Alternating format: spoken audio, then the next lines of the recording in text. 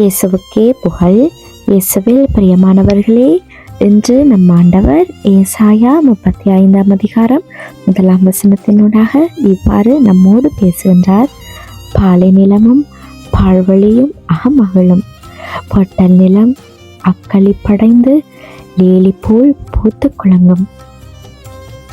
இருளை அகற்றி ஒளி பரவுவது போல ஆண்டவர் நம் வாழ்க்கையிலும் நம்பிக்கையும் புத்துணர்ச்சியையும் அன்றாடம் கொண்டு வந்து கொண்டிருக்கிறார். ஒவ்வொரு காலையும் நாங்கள் கண்விழிச்சு அந்த நாளை பார்க்கிறோம் என்றால் அது ஆண்டவருடைய கிருபை மட்டும்தான். அவர் எங்களோட மேலே அதிக நேசமாக இருக்கிறபடியாக தான் நாங்கள் ஒவ்வொரு நாளையும் கண்ணார கண்டு கொண்டிருக்கிறோம். இன்றைக்கு ஆண்டவருடைய வார்த்தை ஏசாயா 35:1 மிகவும் அழகான ஒரு காட்சியை நமக்கு கொடுக்கிறது.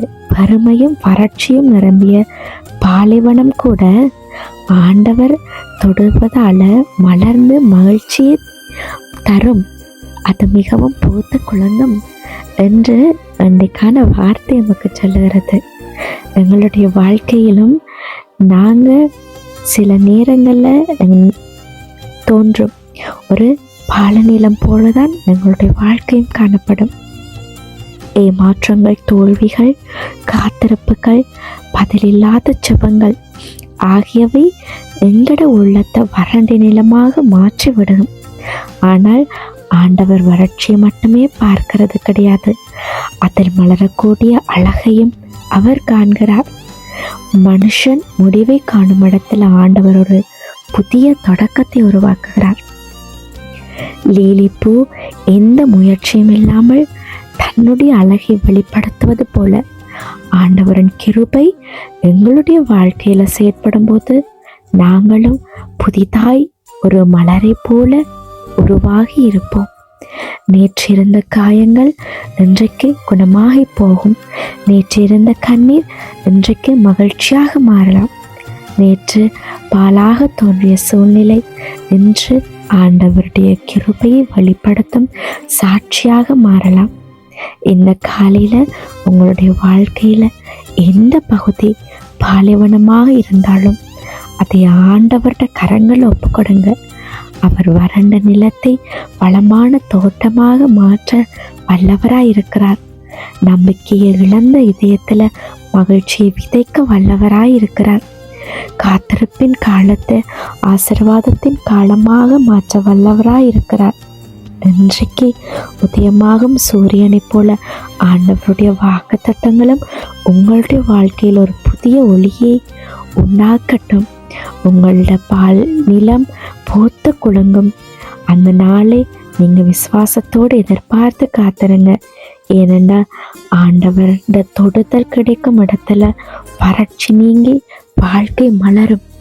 இன்றைக்கு யார் யாரெல்லாம் உங்களோட வாழ்க்கையில இருள் சூழ்ந்து இருக்குது என்று நினைக்கிறீங்களோ ஆண்டவர் தொட்டு இருளை வெளிச்சமாக மாற்றப் போகிறார்.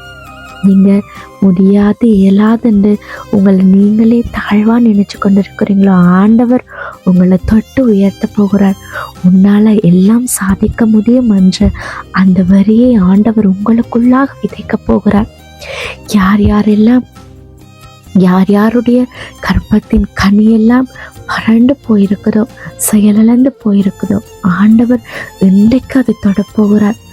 உங்களுடைய ஆண்டவர் எப்படி ஒரு பாலைவனத்தை ஒரு பயிர் நிலமாக ஆக்க போகிறாரோ உங்களுடைய அந்த கர்ப்ப பையிலையும் ஆண்டவர் தன்னுடைய கரத்தை வைத்து ஒரு கரு உருவாகக்கூடிய அளவுக்கு அதை மாற்ற போகிறார். ஆண்டவர் மேல முழு நம்பிக்கை வைங்க. உங்களுடைய வியாதி, வருத்தங்கள், வேதனைகள் சகலத்தையும் அவருடைய கருத்தில் ஒப்புக்கொடுங்க. இயலாது என்று நீங்க நினைச்சது ஆண்டவரால் இயலும் என்று அவர் நிரூபித்து காட்டப் போகிறார். அந்நியுடைய கண்களுக்கு முன்பாக நீங்க பூத்து குலுங்க போறீங்க. வறண்ட பாலைவனமா இருக்கிற உங்களுடைய வாழ்க்கை, உங்களுடைய குடும்பம் செழிப்பாக மாறப்போகிறது. ஆண்டவருடைய கரத்துல நீங்க ஒப்பு கொடுங்க. ஆண்டவருடைய கரத்துல நீங்க தங்கியிருங்க. நிச்சயமாக அவர் உங்களை ஒரு பூத்து குலுங்கும் அழகிய தோட்டமாக மாற்றப் போகிறார். கண்களை மூடி ஆண்டவர்கிட்ட ஒப்பு கொடுங்க. தகப்பனே, எங்களுடைய வாழ்க்கையில வறண்டு போன பகுதிகளை உங்களுடைய கிருபையால புத்துயிர் பெறச் செய்யும் அப்பா.